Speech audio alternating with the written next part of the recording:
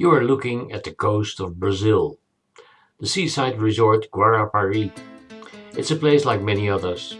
Sunbathing, swimming, relaxing, business as usual. Although, large parts of the beach do not look very attractive. They are black and suggest oil pollution. But that doesn't seem to bother the people. Some of them even cover themselves with it. This is the Praia Areia Preta, the beach with black sand, and the government has hung up a sign with an explanation for that black. Here it is. Portuguese of course. But what does it say there? Radiação? Radiation? This beach is radioactive? Yes, this beach is radioactive. Large parts of the Brazilian coast are. Now let's translate that text. The black sand here is ilmenite, and the dark yellow pieces contain monazite.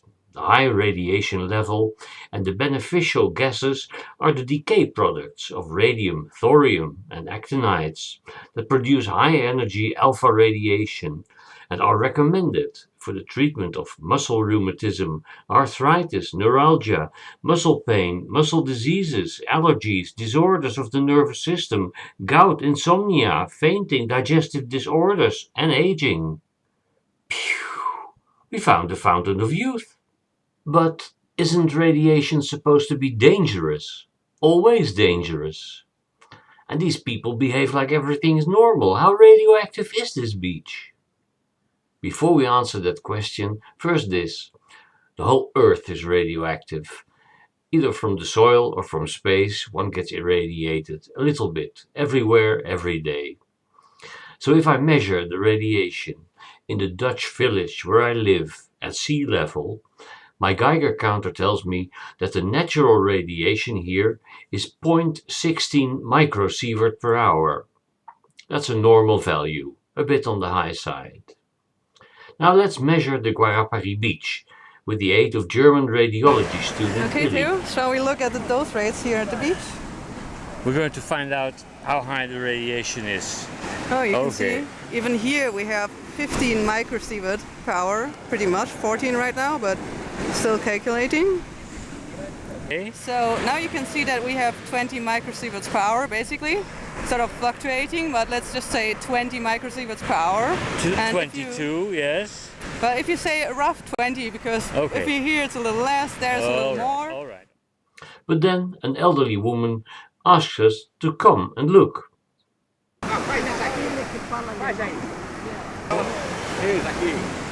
Look at this spot that they found.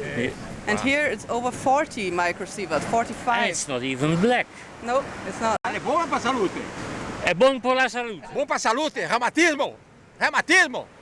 Sabe o que é reumatismo? Reumatismo. Reumatismo, ó, beleza. Ó, essa aqui não andava. Hã? Ela não andava. Ficou boa aqui, ó. Tá?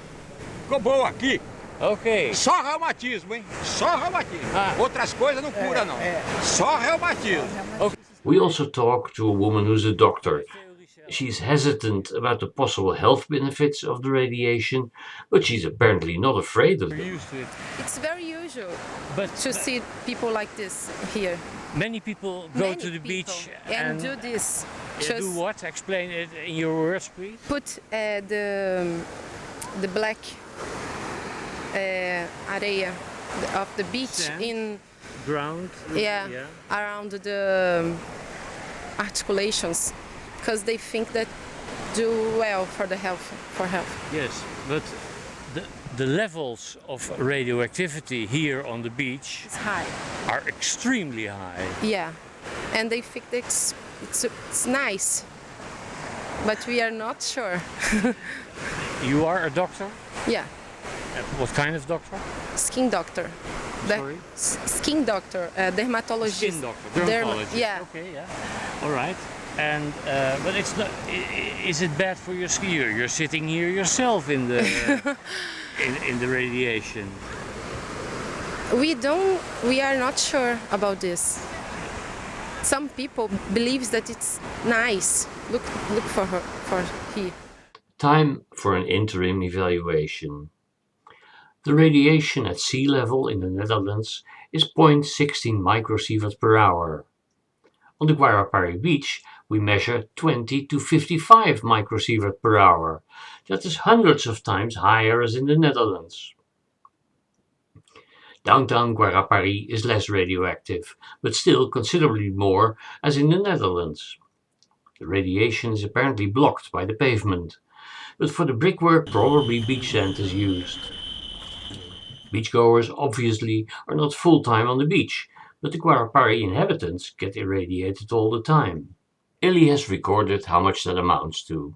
Within the last 24 hours, I was getting an average of 1.5 microsievert per hour.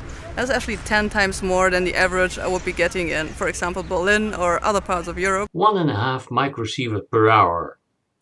In a year, that amounts to 13,000 microsievert, or better, 13 millisievert. The international limit is set to max 1 millisievert per year, so this is way too much. Shouldn't Guarapari be evacuated, is my question, to Professor Carlos de Almeida from the University of Rio de Janeiro. Well, I'm not so sure that those levels are dangerous. Those levels are naturally occurring radiation levels, and what the decisions regarding evacuation are not only decisions based on scientific understanding of the fact, but also on political decisions. If I'm asked as a scientist to say those levels justified evacuation, I would say I don't have any evidence to suggest that, as I don't have any evidence to say that the radiation levels are beneficial. A strange story. The limit is exceeded by a lot, but no one is worried, and some people are even happy about it.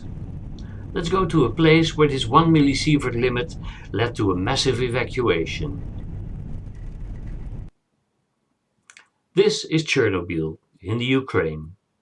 In April 1986, here happened the worst nuclear accident ever, much worse than Windscale 3 Mile Island or Fukushima.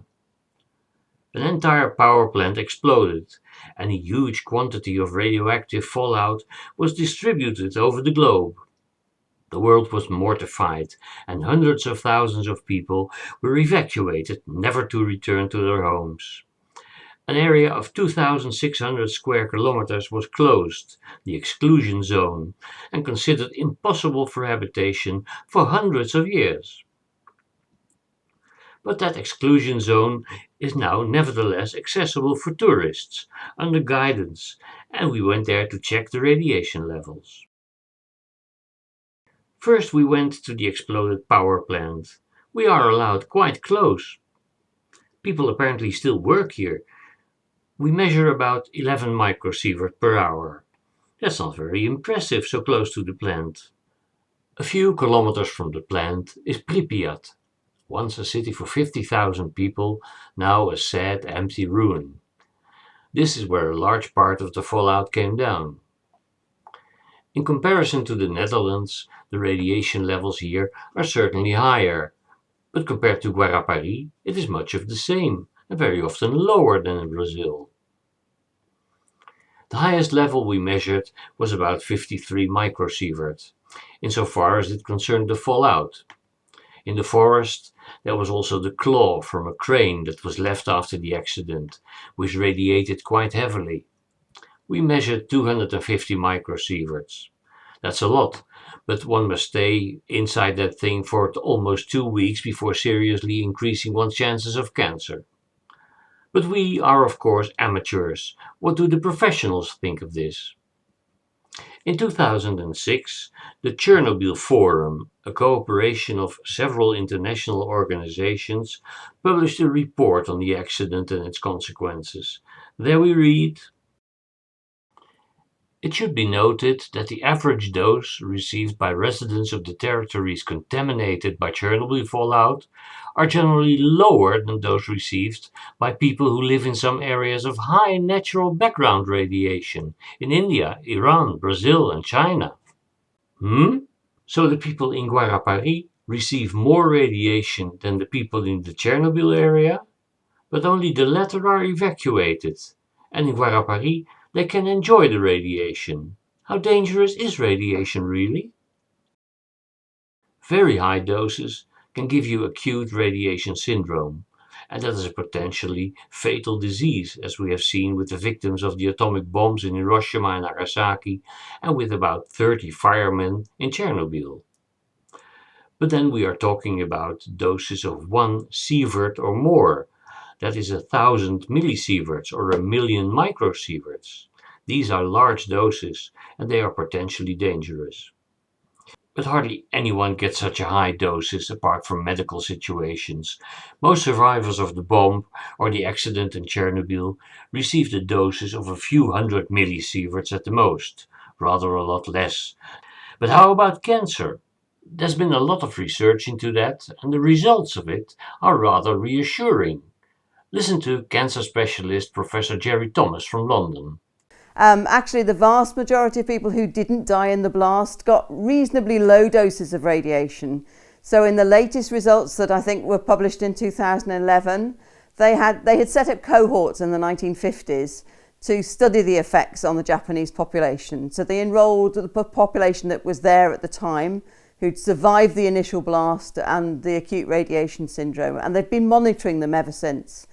And so when they looked at the number of cancers, in the population as a whole, there are about 17,000 cancers, but less than 1,000 of those, that's solid cancers and leukemias, could be actually attributed to the radiation. Because of course, cancer is a very common disease, and about 50% of us will probably develop cancer over a period of our lives. So we have to take into account that there is a natural background incidence. But actually, although most people think that everybody who was exposed to radiation got cancer from the radiation, that just simply is not true. That's not very impressive. No, it isn't very impressive. That's the whole point. The fact is that the radiation as a way of causing cancer is actually not a very good way of causing cancer at all. It's not very effective. Lots of people worry that radiation can damage the DNA, the genetic material. When you say the genetic material, I take it you mean, are there transgenerational effects? Are there effects that are inherited? No, is the answer to that. There is no evidence that any mutation is carried forward into future generations. Yes, but every time that radiation is in the news, you see cartoons with animals with 3 heads and that sort of thing.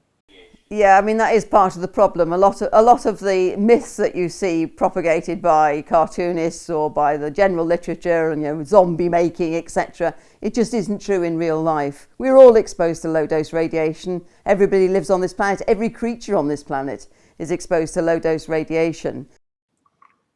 Those are the lessons from Hiroshima and Nagasaki. How about Chernobyl?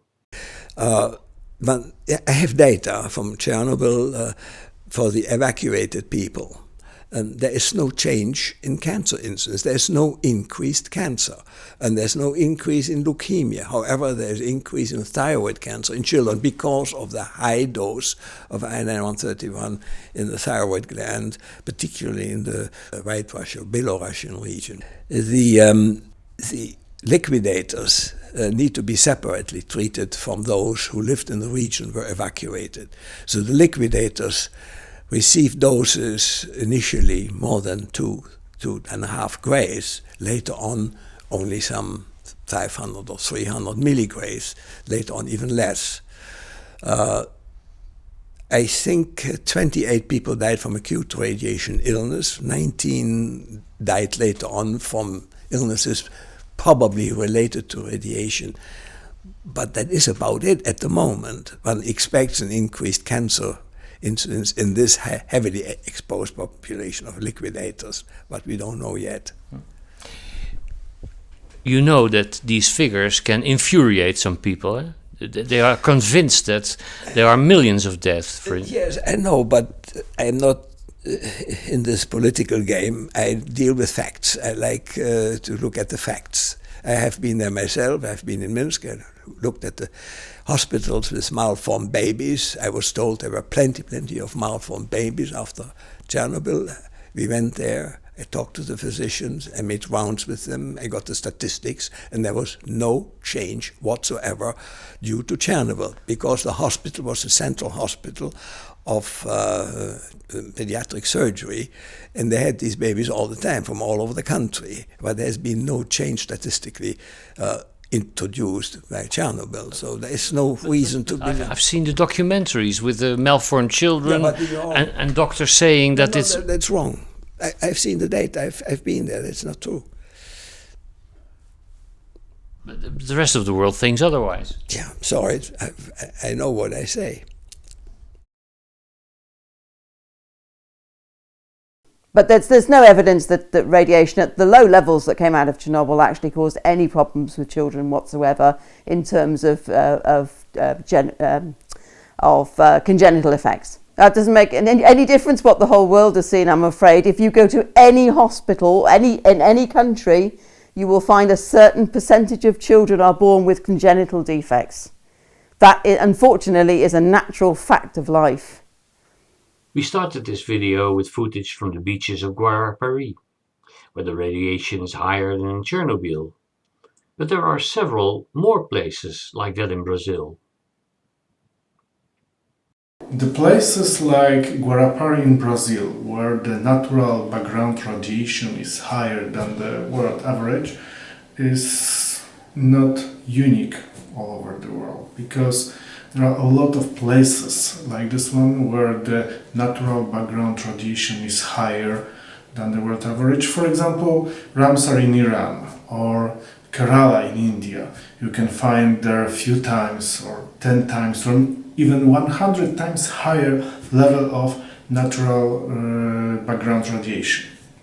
Do they have more cancer there? No, absolutely not. There is no risk increase in places where the natural background radiation is higher or much more higher than world average or country average. We observed no risk increase among children, among adults. There are no birth defects as well. Yes, we have such places in Poland. The natural background radiation is higher up to 2-3 times than the country average. Those places are located on the south part of our country in mountains. And of course, there are a lot of statistics about cancers. And if you compare that statistics with natural background radiation over there, you will see absolutely no risk increase of cancers. More than that, there are some studies which show that there is statistically non-significant risk decrease of cancers in those places. The world fears radiation. There is a lot of radiophobia, and that is not because of the dangers of radiation, but because of the very strict regulation, unnecessarily strict.